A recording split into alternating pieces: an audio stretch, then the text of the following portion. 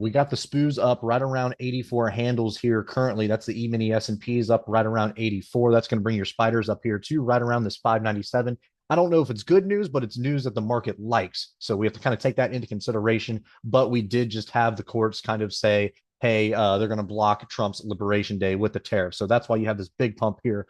After market, we thought Nvidia might push this higher. It did a little bit with a little pop in here, but obviously this is the bigger news in here for the overall market. Now, if we go back out to the daily chart in here, you can see where we ended up on the day. We closed the day at 587.73, down around 342 from yesterday's trading session. So we're kind of trading in between this weird, it's basically 597, 598, and this 577. So it's like about a $20 channel in here. And they're trying to find some footing in here. The 9-day EMA is pretty close to this 200 SMA in here. So really your big support's going to be down here where this 200 SMA is and that 577 mark. But it looks like we're gapping up tomorrow and gapping up pretty bigly. So what are we looking at for the resistance? Well, those 597s and that 598, that is going to be a key resistance for us. It's basically about a dollar channel we're going to be trading in there. If we can breach that, then we're going to be trading in a $10 channel here to the 607 and 608. So really 597 to about 608, that's where you're looking at for a resistance. And if we scroll all the way back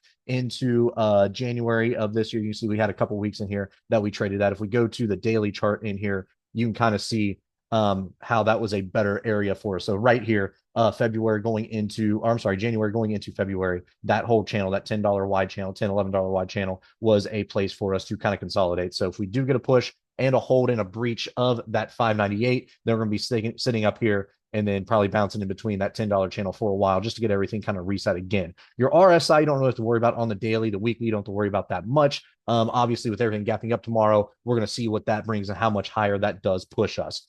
Now, if we go to our IV rank in here to kind of see where everything is priced in at the close today, everybody had right around an $8 expected move.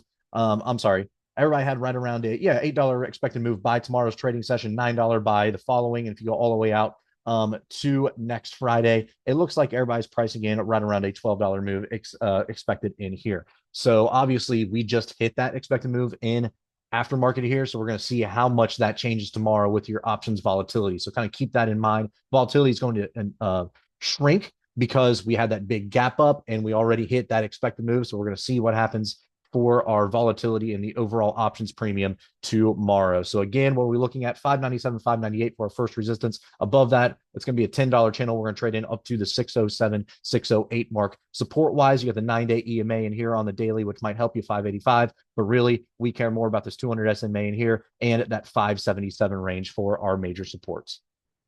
All right, guys, if you like this video, make sure to check us out on all of our social media. We also have a Discord service if you are interested, and you can find all of our socials in the description below.